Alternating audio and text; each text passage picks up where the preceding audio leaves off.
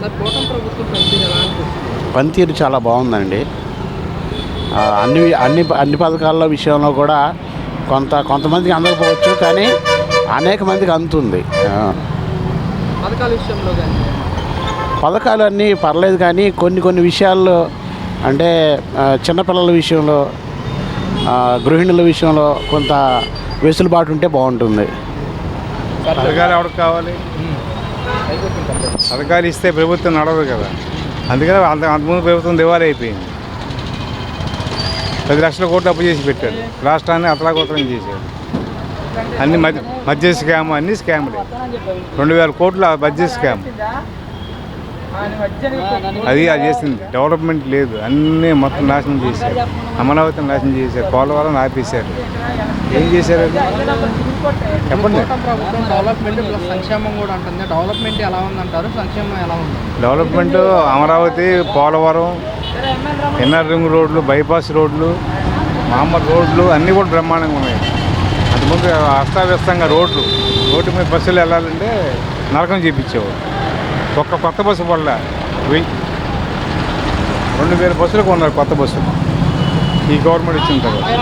రోడ్లకు సంబంధించి ఎలా ఉంది? బాగుంటుంది సార్. రేపు మే నుంచి ఫ్రీ బస్సు, ఆడవాళ్ళకి 1500 రూపాయలు. అమ్మఒడి ఆ ఒకరికి ఇచ్చా అన్నాడు. వీరి ఇంట్లో అంతమందికి ఇస్తాను. ఇది గొప్పదా, అది గొప్పదా? దీనికి ఎటువంటి నిబంధనలు లేవు, ఎంతమంది ఉంటే అంతమందికి ఇస్తామని కూడా చెప్పడం జరుగుతుంది. అవును, ఒక ఆడపిల్ల వచ్చి మగ పిల్లలకి వచ్చి ఎవరికైనా ఇస్తారు. ప్రెసిడెంట్ ఏంటంటే పథకాలు ఇవ్వలేదని చెప్పడం తెప్పించి పథకాలు ఇస్తారు. వాళ్ళు కూడా గోతులన్నీ పూడ్చుకొని రావాలి కదా. రోడ్లు వేయాలంటే అన్నీ లెవెల్ చేయాలి కదా. ఇప్పుడు గోతులు ఉన్నాయనుకో, దాని ముందు గోతులు పూడ్చి తర్వాత రోడ్లు వేయాలి. ముందు రోడ్లు వేసి గోతులు పూడ్చారు కదా. గవర్నమెంట్ కూడా పట్టాలు ఎక్కించారంటే ప్రస్తుతం పరిస్థితుల్లో ఆర్థిక పరిస్థితులు సర్దుకోవాలి. కేంద్రం నుంచి సహకారం కూడా బాగుంది, అన్ని రకాలుగా సహకారం చేస్తుంది గవర్నమెంట్. బాగానే వర్క్ చేస్తుంది. పథకాల విషయంలో కానివ్వండి, పథకాలు ఏముందండి, వర్క్ మటుకు బాగా చేస్తుంది. ఏ పని అయినా బాగానే చేస్తుంది. గతంలో ఎలా ఉంది? గతం కన్నా ఇప్పుడే బెటర్. ప్రభుత్వ పథకాలు వెంటనే అమలు చేయడం కష్టం కదా, నెమ్మదిగా టైం పడుతుంది. కొంతమంది అంటున్నమాట గత ప్రభుత్వాలు అనే పథకాలు వచ్చాయి, ఈ ప్రభుత్వాలు ఇంకా పథకాలు ఏమీ రావట్లేదు అని చెప్పి. ఏంటిది? గత ప్రభుత్వాలనే పథకాలు వచ్చాయి, కూటమి ప్రభుత్వాలు ఇంకా మరి అన్ని సొమ్ములు ఇక్కడ ఏం లేవుగా చేయడానికి వెంటనే మరి అంత పోయిందిగా. అన్ని వరదల్లో కొట్టుకుపోయినాయి కదా, వాళ్ళు చేయడానికి టైం పడుతుంది కదా. చంద్రబాబు నాయుడు గారు కూడా చెప్తారు పథకాలు ఇవ్వడానికి కొంచెం టైం పడుతుంది. వ్యక్తిగతంగా నేను ఎవరి గురించి మాట్లాడను, ప్రభుత్వం అనేది మాట్లాడతాను. కూటమి ప్రభుత్వం పనితీరు ఎలా అనిపిస్తుంది? ఏముంది, చూస్తున్నాము, ఏం మాట్లాడలేక మేలకుండా ఉంటున్నాము. పరిస్థితులు బాగానే లేవు, అది విషయం. సార్ మరి పథకాల విషయానికి వస్తే అన్న, పథకాలు కొన్ని చేస్తున్నారు, 1-2 చేస్తున్నారు, మిగతా అన్నీ నిదానంగా చేస్తామంటున్నారు. తల్లికి వందనం చూసుకుంటే కనుక మే మాసంలో ఇంప్లిమెంట్ చేస్తాము పిల్లలకి అని చెప్పేసి కూడా అంటున్నారు. రేపు మే నెల నుంచి ఏదో అమ్మఒడని అయ్యని చేస్తాము అని చెప్పానని టీవీలో వస్తున్నాయి వార్తలు. ఎలా అనిపిస్తుంది? చేస్తే కానీ మనకు తెలుస్తుంది, ఏం చెప్పలేం కదా, అది విషయం. ఈ పథకాలు ఇంప్లిమెంట్ చేయాలంటే కొంచెం టైం పడుతుంది, రాష్ట్రాన్ని అర్థం చేసుకోవాలంటే. నిజమే, అది మనం అర్థం చేసుకుంటాం. వాళ్ళు చెప్పడం ఏంటంటే మేము ఎక్కంగానే అన్నీ చేస్తామని అన్నారు. ఏ లోట్లు ఉన్నా కూడా అన్నీ మేము పూడ్చి ఇది చేస్తాము, అన్నీ చేస్తామన్నారు. ఇప్పుడేమో బడ్జెట్లో లోటు డబ్బులు లేవు, అవి లేవు, ఇవి లేవు, అంతా ఇది చేశారా అని అంటున్నారు. అది విషయం. మనం ఏం చేయగలిగింది ఏం లేదు.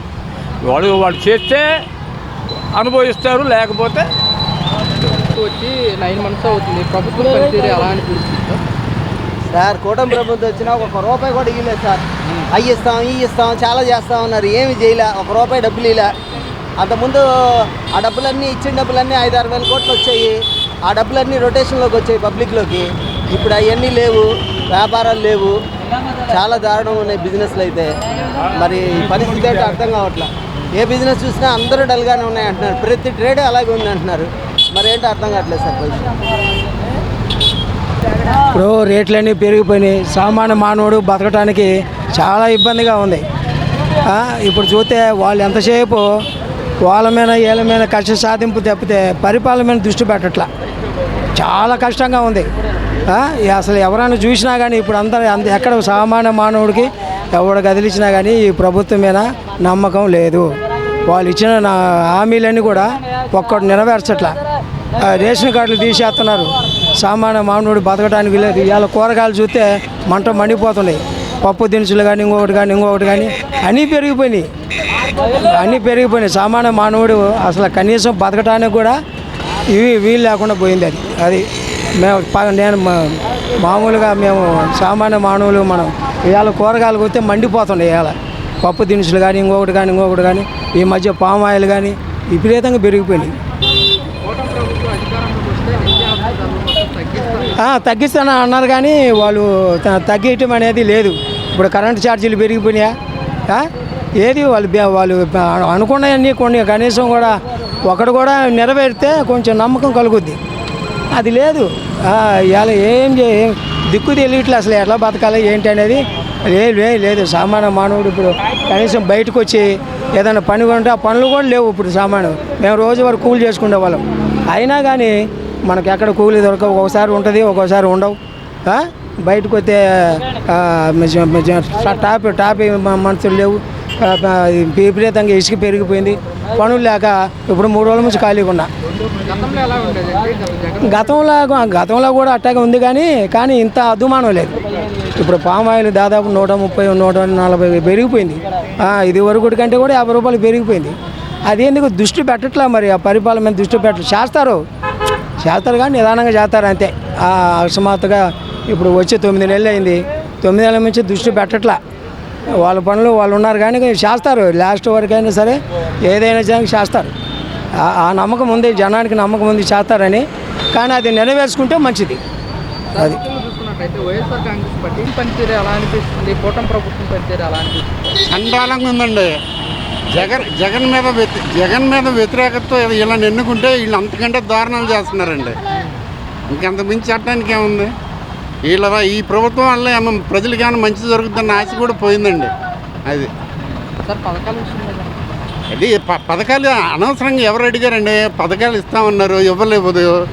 దానికి కారణం కూడా చెప్పకుండా మళ్ళీ దానికి కూడా కారణం గత ప్రభుత్వం అని చెప్తున్నారు. గత ప్రభుత్వం మీద ఎంతకాలం ఏడుస్తారండి వీళ్ళకి అధికారం ఇచ్చినప్పుడు వీళ్ళు ఏదో ఒకటి చెయ్యాలి, ప్రజలకు మంచి చేయడానికి ప్రయత్నం చేయాలి. కానీ గత ప్రభుత్వం మీద అన్ని నెట్టకూడదండి. అంటే జగన్మోహన్ రెడ్డి అన్ని పథకాలు ఇచ్చేసి రాష్ట్ర ప్రజలను ఖాళీ చేశాడు, అందుకోసం ఇంప్లిమెంట్ చేయలేకపోతున్నాడు. అవును, ఆయన ఇచ్చినప్పుడు వీళ్ళంతా ఏం గాడిదలు చేశారు? ఆయన తను ఏమి ఇస్తానన్నాడో అవన్నీ ఇచ్చాడు. కారణం ఏదైతే ఉందో అతను ఇవ్వాల్సింది ఇచ్చాడు, మాట నిలబెట్టుకున్నాడు. వీళ్ళు కూడా మాట ఇచ్చారు, మాట నిలబెట్టుకోవాలి. దానికి కారణం కూడా అతన్నే చెప్తున్నారు. వీళ్ళు ఏమి చేయరండి. ఎంతసేపటికి దానికి జగన్ మీద వీళ్ళు కారణం చెప్తున్నారండి. కొంచెం ఆర్థికంగా పుంజుకోగానే పథకాలు ఇంప్లిమెంట్ చేస్తాం. వీళ్ళైతే ఏ పథకం ఎవరండి? ఆర్థిక పరిస్థితిని మెరుగుపరుచుకోవడానికి ఏదో ప్రయత్నం చేస్తూ ఉంటారు కానీ చేయరు. బీజేపీ అండ ఉన్నంతకాలం ప్రజలకి ఏది అందదండి. అది మాత్రం పక్కా. కూటమి ప్రభుత్వం ఏం లేదండి. అన్ని దందాలు ఎక్కువైపోయినాయి, లంచాలు ఎక్కువ, విపరీతమైన ఏదైనా లంచం. ఏ చిన్న పనిగా లంచాలు ఎక్కువైపోయినాయి. అసలు భయపడతలే అధికారులు అంటే, ఎవరికి భయపడతలా. నీ దిక్కున్న సాటి చెప్పుకోపోంటున్నారు. అది మెయిన్. రైతుల్లో బాగా వ్యతిరేకత వచ్చింది. రైతుల్లో గిట్టుబాటు ధర లేదు. నేను కూడా రైతునే. మెయిన్ మిర్చి కానీ, మినువులు కానీ, ఇప్పుడు జొన్న కానీ, మొక్కజొన్న కానీ రేట్లు పడిపోయినాయి. ధాన్యం వరి బాగా తగ్గిపోయింది. అడిగేవాళ్ళు లేడు, లాసు. రైతు భరోసా ఇస్తే సన్నకారు రైతు ఎకరం 2 ఎకరాలలో కొంచెం బాగుంటుంది. అదేం లేదు, అంతమంది దాన్ని ఊసే లేదు. వాగ్దానాలన్నీ ఏదేం లేదు.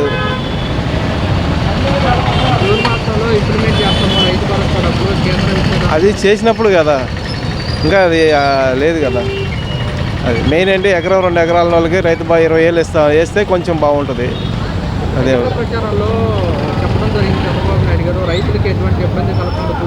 ఏం లేదు. ఆ చెప్పిన దానికి చేసిన ఏం తేడా లేదు, ఏం లేదు. అంత గతంలో రైతులు బాగుంది కదా. 3,500 అమ్మింది బస్తా ధాన్యం. ఎప్పుడైనా చరిత్ర రికార్డు 2,000 పైన ఉంది. మరి ఇప్పుడు చూస్తే 1,500